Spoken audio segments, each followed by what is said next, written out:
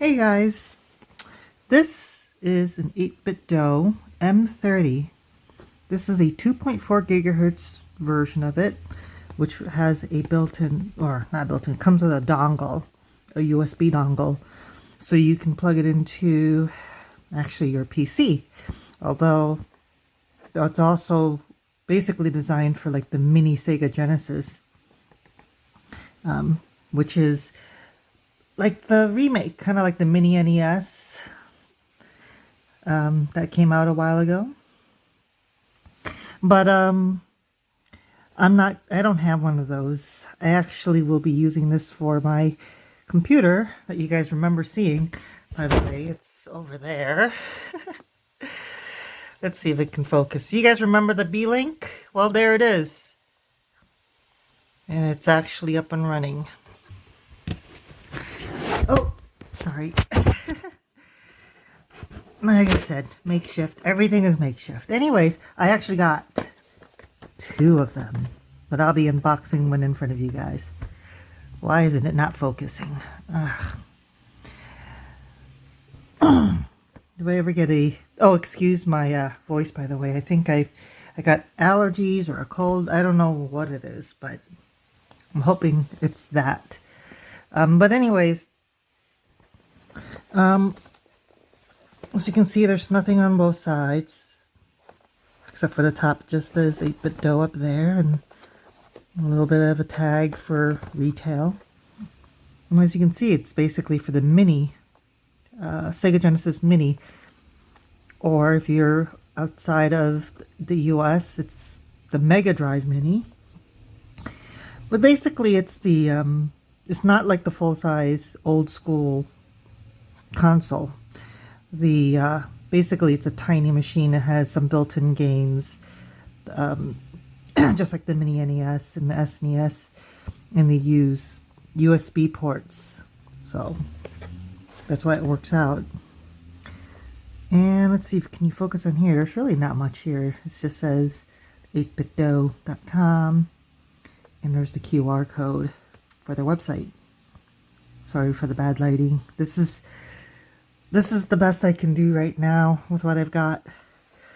But anyways, I originally bought the black version of this. By the way, they have a Bluetooth version too that costs a little more. It also has a Bluetooth version that has a dongle that connects to a full-size, a real Sega Genesis or mini drive with the 9-pin, I believe. So you can plug it in and just on a real hardware, you know, the old school one. But of course, that's not going to work on the PC unless you use Bluetooth. The reason why I decided not to go with Bluetooth, even on a PC, was the fact that Bluetooth typically has a lot more latency than, you know, a 2.4 gigahertz Wi-Fi dongle radio type thing. And I did get a black version at first. They were on, I guess they were on sale. Amazon does these things. It didn't say it was on sale. It was $18. And they just went back up in price to $30 just to say that there's a few, for Black Friday, it's like a 5% off sale, quote unquote sale, even though it was way cheaper before the Black Friday sale.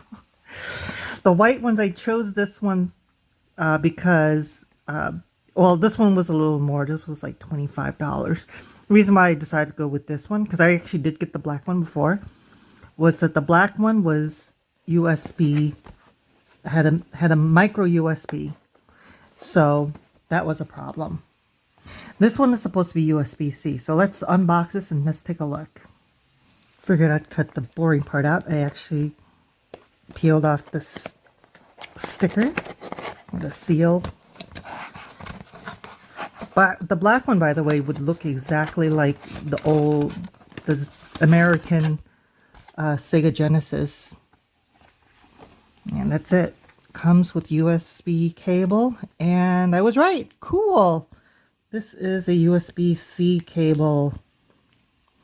And the reason why I would be willing to pay extra for a USB-C cable or USB-C port is that micro USB is starting to go away. I'm having a harder time keeping USB, micro USB cables around. So for the black one, it came with one. That's great and all, but the problem was that those would be the only ones I had. And just like with the black one, when I first got it, and I didn't, film it actually, it turns right on as I pulled it out. And I don't think it's on the whole time. I think what happened was, as I was pulling it out, I may have accidentally pushed a button and it tries to sync. I don't think it's just any button though. I think it has to be the start button. Yep. So if you accidentally push other buttons, it shouldn't try to turn on, but the start button does. That's like what it was like also on the black version. Sorry. Like I said, I had the black one, and it feels, even with like the black one, it feels really nice. One thing I do like about this too is not only is it USB-C, but I just love the color combination. This is way more colorful. Here, let me turn on the light of this. You can see it pops. Green, yellow, blue, purple, and also the same for the start button. The start button and the trigger buttons are the same color, whereas the black one is just all black, and these are gray. And it's just more boring, but if you wanted it to look like an OEM, the OEM Sega Genesis controller, then go with the black one. But I believe this is what the Japanese one looks like. So I've always kind of was envious of the Japanese versions of the consoles, especially the SNES. That one looks way better, in my opinion, especially the controllers. But yeah, as far as the back goes, nothing really. And I have tested it out with the black. Oh shoot! Hi, that was an accident. Wait, go back. I don't have a stand or anything. It's just my tablet on a box, balanced. But yeah, so you basically charge it up with the cable, and that's why I love about having the USB-C. You don't have to worry about losing the cable because I can just charge it up with any USB-C cable I have around, which now I have a lot of. Micro USB I used to, but now those are all going away, and I can't even find one. I have like maybe one or two. Here's the instruction. It's just a pamphlet. Not much. You guys can probably download this from their website as a PDF if you guys are interested in it. And I guess this is just a different language. CN, so this is Chinese. Okay. And by the way, I have tried two of these on the black one, and they do not interfere. These were connected side by side, and they work great. And because I got two, I did with the black one anyways. Before I returned it, I actually labeled it one here, and I put one over here. It was just a sticker, so it can be removed. And so that I know they pair up with each other and which one goes to which.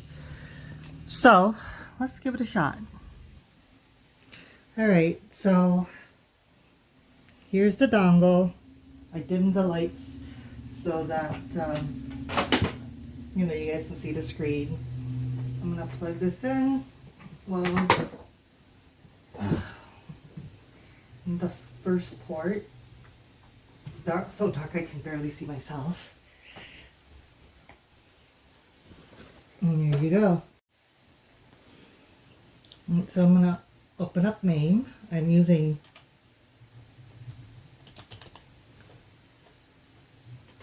Linux.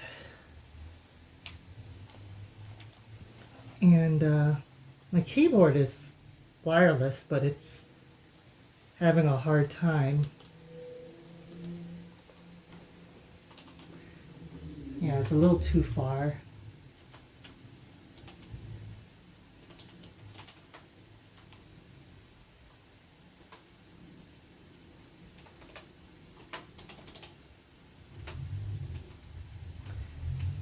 Come on. I'll play the US version. Paper thin walls here.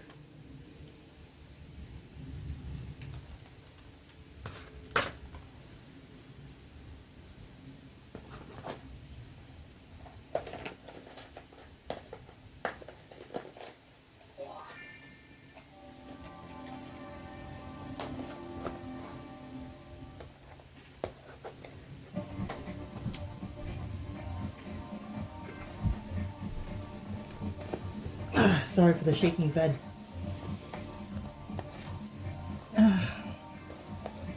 Alright, so let's see if it remembers. Oh no, it does not.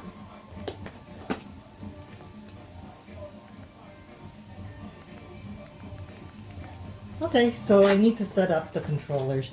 So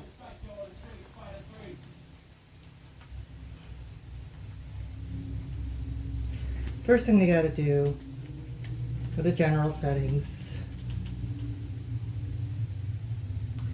Let's see, go to input devices, and it does see it. So up, down, left, right, up, down, left, right. Oh, I see, it's also moving the thing. There's one of the buttons. Second button, third button, fourth button, fifth, and the sixth one just exits because that's what it uses. So it sees the first controller. I'm going to plug in the second control.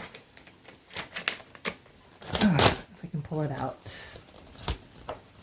And I gotta keep them separated so I know which is which.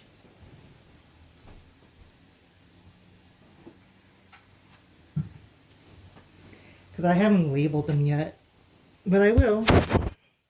This is my first time.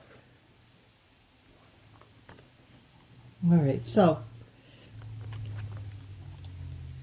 it does, oh, that's right, I have to close out of that and then reopen it.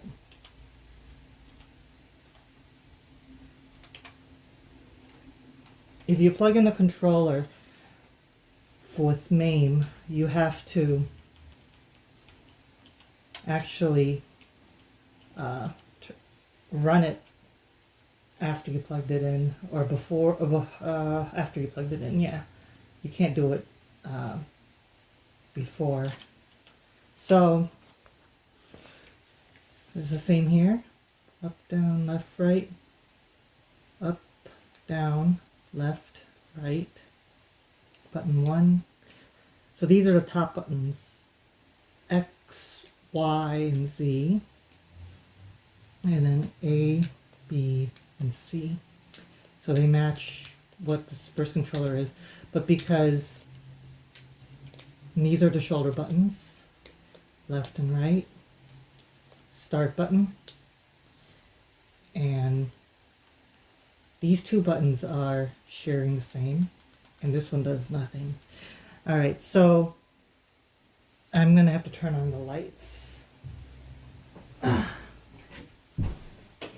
Or actually, I just realized I can just use the flash. Yes, okay. So these two buttons here are the same for some reason. You can see they're both button number 9. This one does nothing for some reason. Doesn't show up. So, but all the other buttons and the keypad, the D-pad and everything do register. So that is how that is seen by your computer.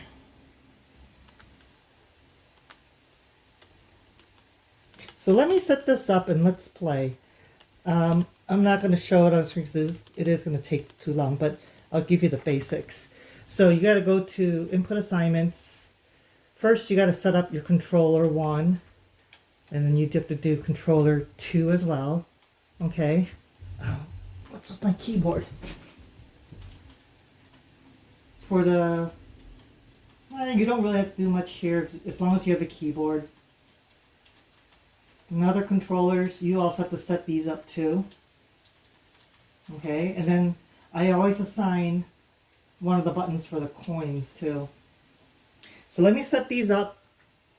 It's just a matter of getting them and then hitting enter and then pushing the button to confirm it. So let me pause and fix that up. Alright, we're back.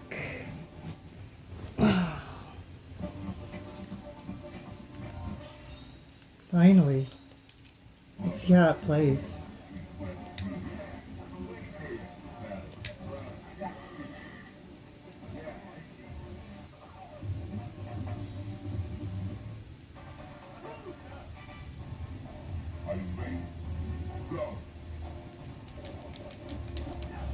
So all the buttons are correct. Forward, hard kick.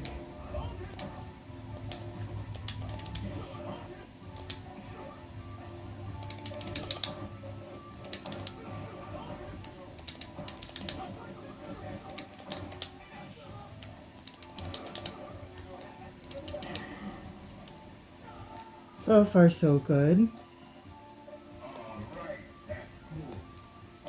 It's as good as the black one I had.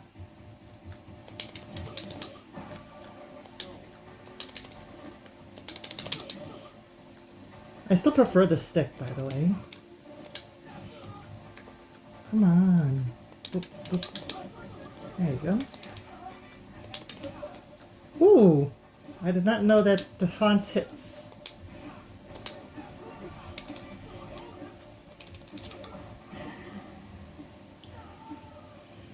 So I can chain hits together, so that's good.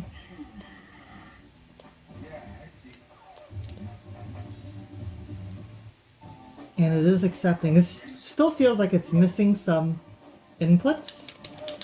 Maybe it's me.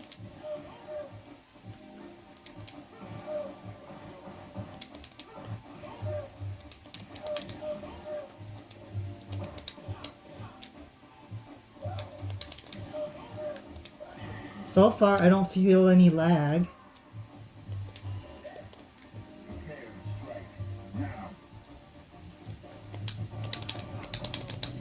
Oof, come on.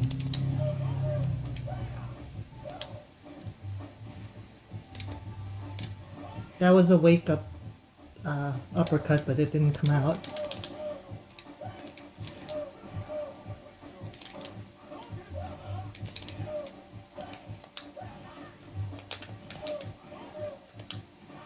I missed my forward kick.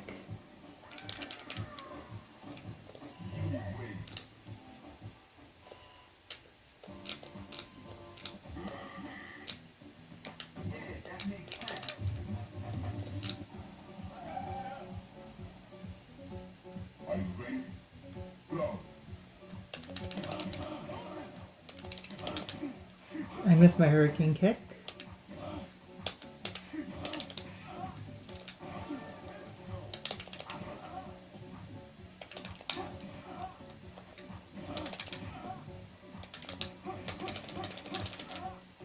I didn't pick up my inputs there.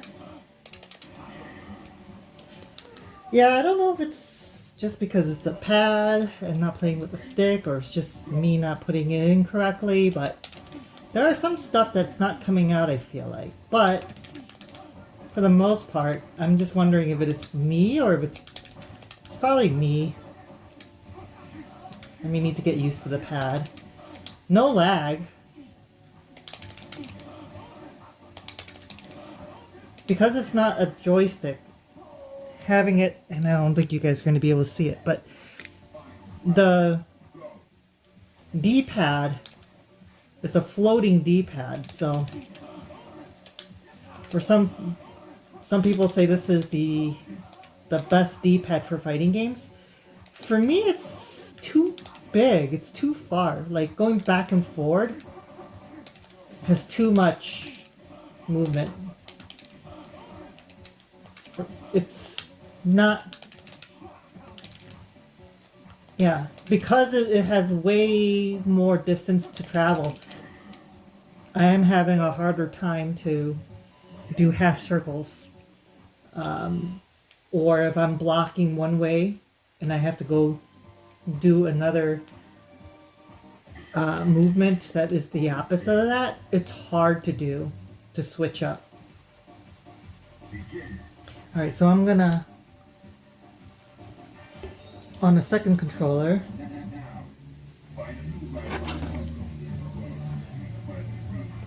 and I'm not really playing from real, so I might as well just hit buttons to start it. So those are hurricane kicks. I missed it twice. That's another miss. That's another miss.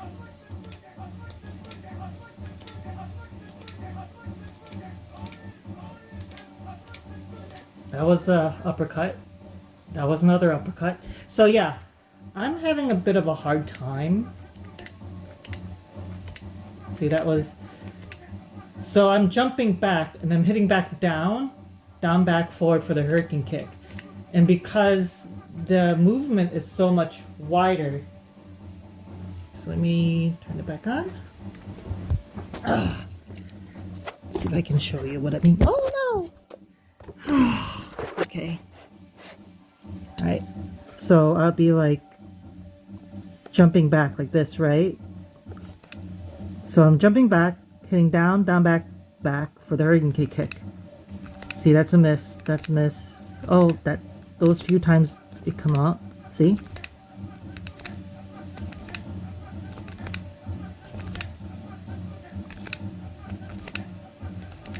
I'm sure you can get used to it after a while, but what I was talking about is the swing from here to here.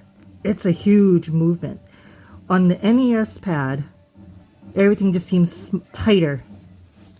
So I was able to use the whole range. So I can't imagine if, doing 360s. And also, because it's a 6-button pad with just one finger, sometimes it can get hard to like hit certain buttons together.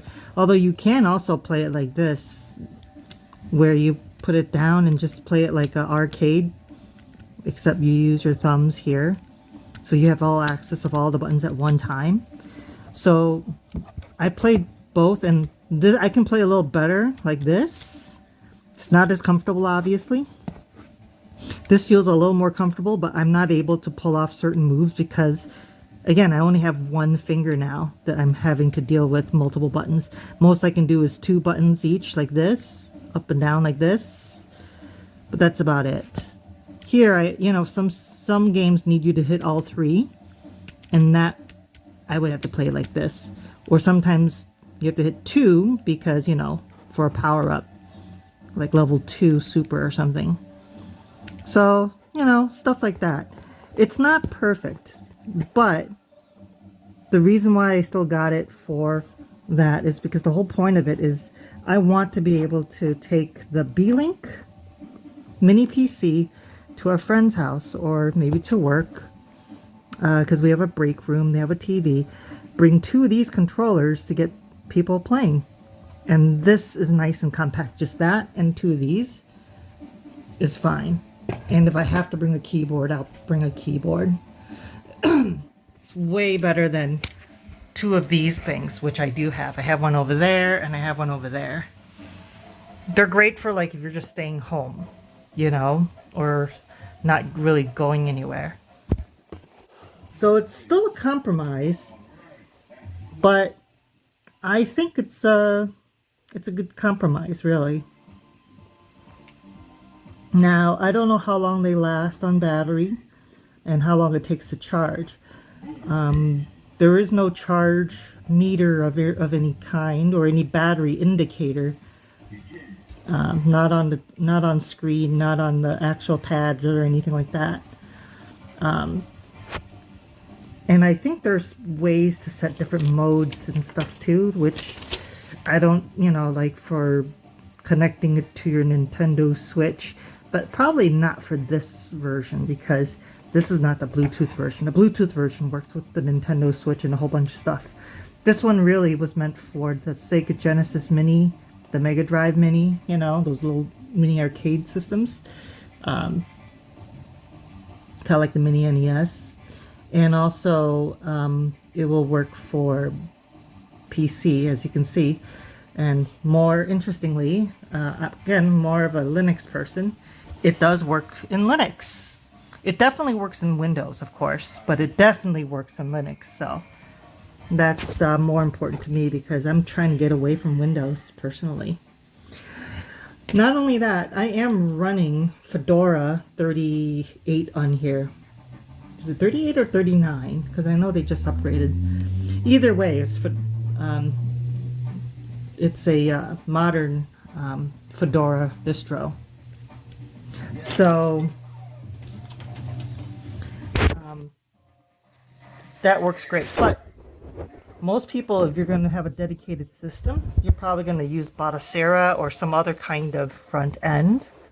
Batocera is like a dedicated emulation distribution, Linux distribution, and I am planning on playing around with that just to see how that works out too. Because it's Linux, I'm sure the controllers will work with Batocera too. So, anyways, that's it for now. I think it's a good buy. Again, like I said, it's not perfect, just like with any joypad, but it's as good as any joypad I've used, from back in the day. Now, I played a lot of my fighting games on SNES and used the SNES joypad or controllers.